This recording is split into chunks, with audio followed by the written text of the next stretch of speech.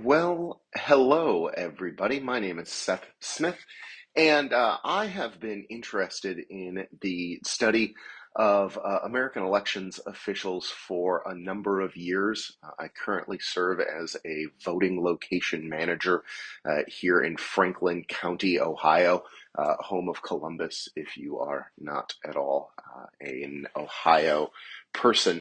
And I think that it's really fascinating that a lot of people are unaware of the fact that the vast majority of the nearly million poll workers in America are functionally volunteers. While there is nominal pay, you're talking about $150.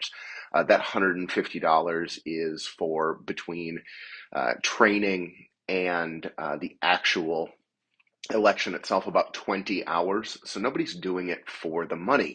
Yet, the entire security of the American election system and thus American democracy are in the hands of volunteers. And as questions, both real and, to be clear, completely fake about the security of American elections, I think it's really important to understand how people view those volunteers. Thus, the basis for this study and for my doctoral dissertation.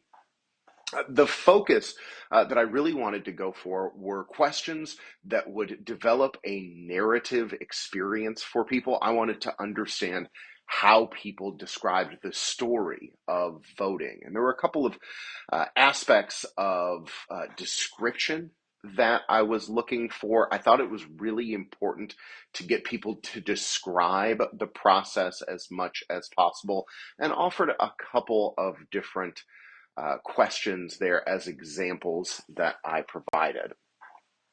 From there, I developed 8 different codes based off of the information. The codes actually quite vary in their different styles of language. We talked about fear language, a lack of provisional knowledge, and I'll explain that one just a little bit.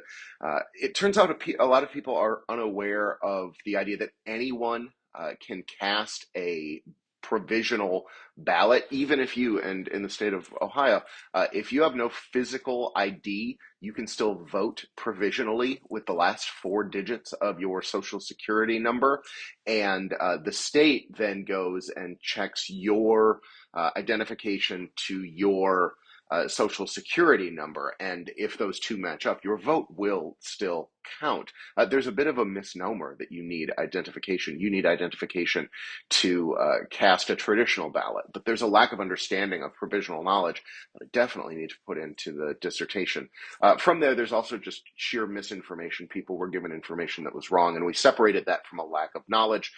Positive interactions with judges with the 4th codes, a preference for change, language that described different approaches towards how they should do things differently, quick, anything resulting with the speed, concerns about security, and then vague descriptions. And the vague descriptions part are actually really interesting.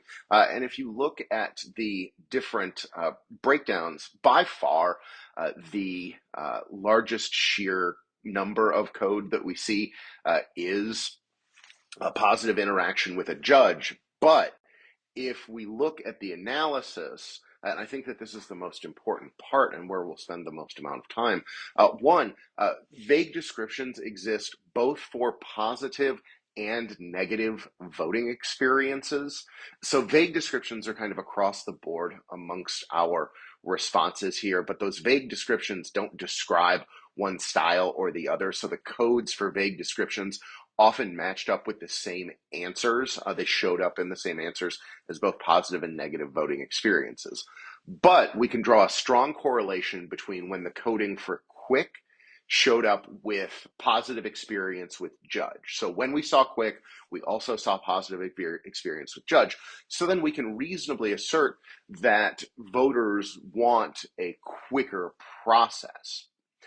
The final thing that I'd like to discuss is when we had the code for fear language, that shows up often with security concerns, meaning that a lot of the fear that we see around voting is directly concerned with the security of the American election system. And I think that this is really fascinating to me because people weren't calling into question kind of their own ability to get the information from their head onto the ballot. Essentially, they weren't worried that they would mess up the process. They were worried that the process itself would be messed up. And so it's really fascinating to me when we look at these three connections of codes that the vague descriptions, kind of both positive and negative. Speed correlates with experience.